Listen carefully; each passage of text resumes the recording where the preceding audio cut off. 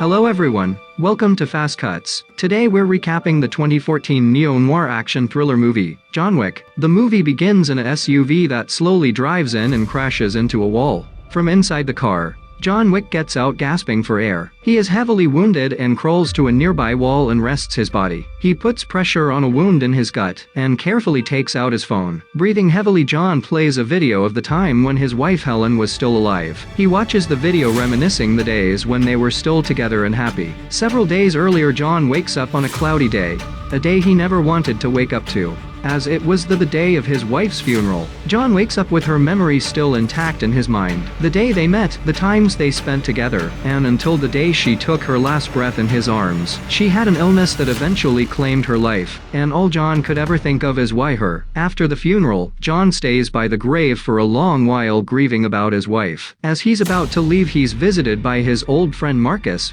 who had come to offer his condolences. They talked for a while, and John suspects that he was there to convince him to return back to his old job. But Marcus was just there that night to offer his support to his friend in need. John readjusts himself into the new single life that he was pushed into. A delivery arrives for him. It was a delivery requested by Helen to be done after she died. The delivery is a small beagle. Confused, John takes the beagle inside and on top of its cage finds a note from Helen. She wrote to him that she's made peace with her death, so she apologizes that she can no longer be with him anymore, and tells him he still needs something to love, and so she has decided to give him this beagle. John cannot hold back his tears as he reads the content of the letter. He takes the dog out from its cage and realizes that Helen has named the dog Daisy. John takes great care of the dog, and it too seems to have grown fond of the man. He sets up a small bed for her nearby him, so that they can be close as they sleep. The next day, John realizes that he doesn't have any real dog food that he can give Daisy on a daily basis. He pours her a normal cereal for now,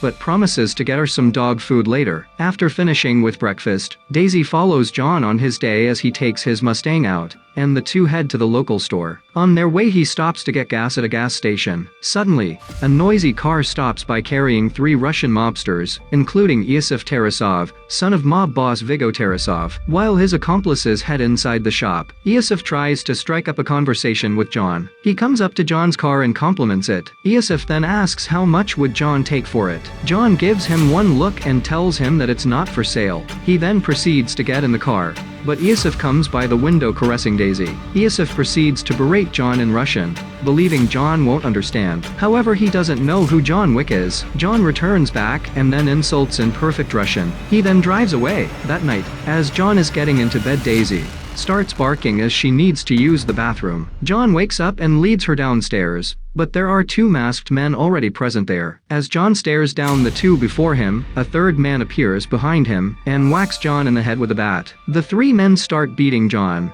while Daisy whines. The men start demanding the car keys in Russian, breaking apart the apartment. Scared, Daisy hides under the table and whines until one of the men goes over to the dog and breaks her neck. The man then heads to John and pulls off his mask to reveal himself as Iosif. He then knocks John out. John later wakes up next to Daisy, who was already dead. He carries her and caresses her as he weeps over the one last remaining memory of his dead wife. After a while, he controls himself and takes Daisy out to bury her. Iosif takes John's car to a shop run by Aurelio. Iosif is pretty happy about what he did and enters with the same loud music into the shop, boasting his newly acquired reward. Aurelio immediately recognizes the car and demands to know where Iosif got it. Aurelio is clearly concerned about the fact that the car was there, but Iosif goes on bragging about who he stole the car from, and how he killed this person's dog right before his own eyes. After hearing this, Aurelio immediately shoots the goons out of his shop, and Iosif storms out, saying he'll just take the car to someone else who's willing to do business with him. Aurelio punches him right across the face and throws them out. John gets back to his senses and gets a look around his house. He then heads straight to Aurelio's shop. He asks if Iosif came by. Aurelio gives John his name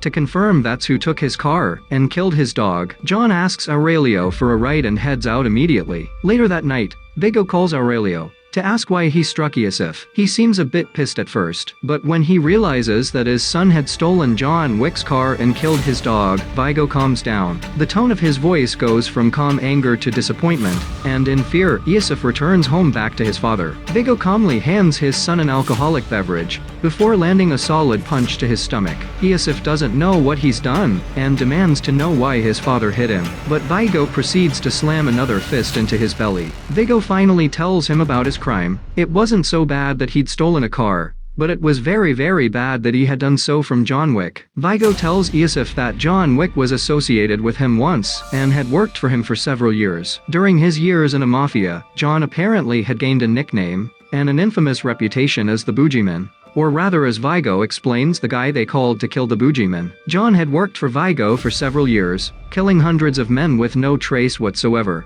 until he met Helen and decided to leave. As Viggo explains John's infamous achievements, a look of terror runs across Iosif's face. If John had set out to kill him, there was no hope left. Regardless, Viggo decides to call John up and try to resolve the matter. Elsewhere, John reaches back home and heads down to his basement. He takes a sledgehammer and proceeds to break open his basement floor to reveal a plethora of guns and some gold coins. Just then he gets a call from Viggo, but immediately hangs up as there was no turning back.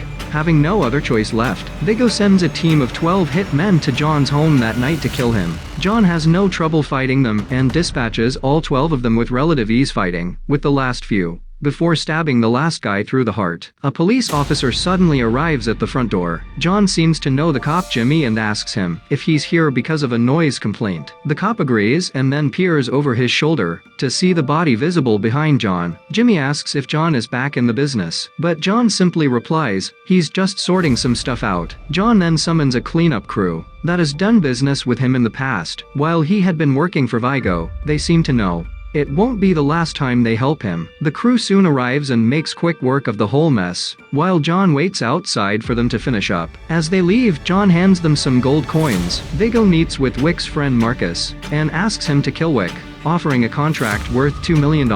He also instructs his assistant Avi to call for others to take the job. Viggo visits Marcus personally to ensure that he accepts the contract to assassinate Wick. John arrives at the Continental Hotel in Lower Manhattan, where he stays while he conducts business. He notices that one of his old friend Perkins is there. Before him, the hotel actually leads up to a secluded club owned by one of his old friend Winston. The owner of the hotel, Winston, tells him that Iosif is at a club called the Red Circle. John immediately heads to the club Red Circle, where Iosif and his buddies are partying. After gathering enough weapons to slaughter an entire army, he enters the premises and finds his old pal Francis, the standing guard. He points a gun at his head and politely asks him to leave. Francis is happy that he isn't dead and complies with Wick's requests. John then enters the premises and first kills 2 of Iosif's goons, and advances through the club's lower level, killing several men standing guard for Iosif. On the lower floors, Iosif is enjoying a night of champagne and women in a fancy Russian bathhouse. As soon as they spot John,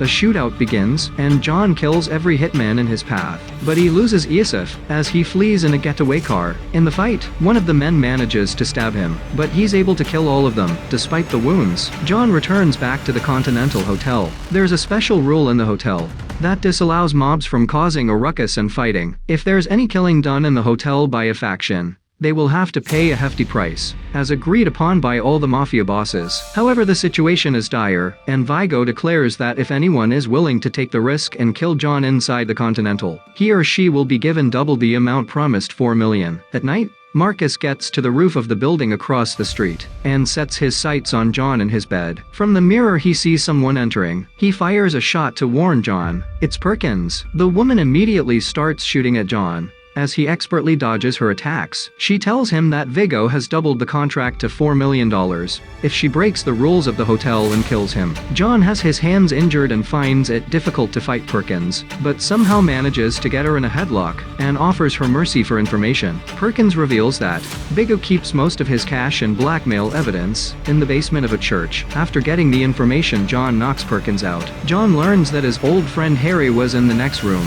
and asks him to look after Perkins, offering him one of the gold coins of their organization. John goes to the church where Viggo keeps his secret stash of money and business files. He immediately shoots down the guards inside the church like a boss. John then forces the priest, who is only a goon acting as a priest to begin with to guide him to where the vault is. After killing a few more of the guards guarding the vault, John then burns the whole vault to ash. Back at the hotel, Perkins manages to dislocate her thumb and gets out of her cuffs. She immediately subdues Harry and shoots him dead. Just as Viggo learns of the fire, he along with his goons are caught in a hail of gunfire courtesy of John. John manages to kill most of Viggo's men, but he's knocked out when an SUV rams into him, and he's thrown to the floor. Viggo captures him but doesn't kill him. John is like 1,000 men in one, and has still a far more valuable asset alive. However, Viggo does wonder why he's gone to such great lengths for revenge over a car and a dog. John wakes up tied to a chair in an abandoned house. He tells Viggo that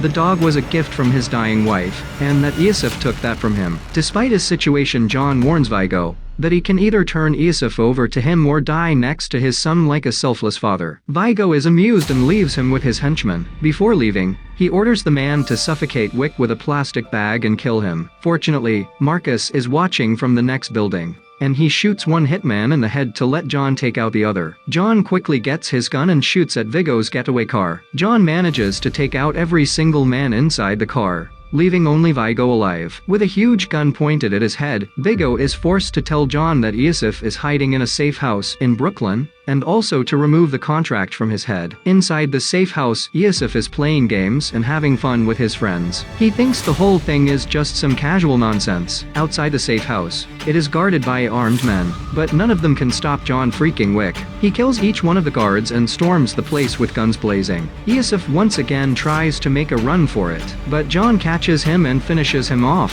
After finishing his job, John meets up with Marcus and thanks him for his help. He tells Marcus that he has no purpose left now, but Marcus is hopeful. His friend will still find his peace. Perkins sees the two converse from in retaliation for Iosif's death, and realizes the help that Marcus had given John along the way, disobeying the contract he had accepted. Viggo has his goons find Marcus at his home and captures him. There they beat him until Viggo and Perkins shoot him to death. Viggo calls John and proudly announces what he had just done, just before leaving for a helicopter to get out of the city. While waiting for John to come to Marcus's home, Perkins is called to a meeting with Winston, the owner of the Continental Hotel. She meets Winston and four men at the Bethesda Arcade in Central Park. Winston tells her she's broken the rules of the Continental, and her membership has been terminated. The four men execute her. John finds Marcus's body and sets off to take down Viggo. He finds the villains heading to the chopper, and tries ramming into them with his car. Viggo makes Avi go out and kill John. John ran to Viggo with his car. Viggo then fights hand to hand in the rain with John. He tries to stab John,